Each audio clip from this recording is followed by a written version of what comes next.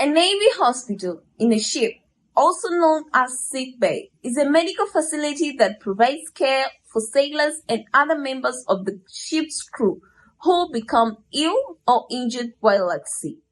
Inside the Navy hospital, you can find different kinds of equipment and tools that are used to help diagnose and treat patients.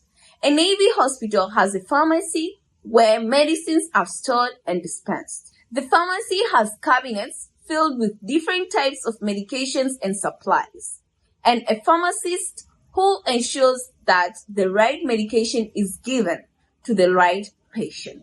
A Navy lab is where blood and other medical tests are done to help diagnose and treat patients. The laboratory has machines and equipment that can analyze samples and provide accurate results.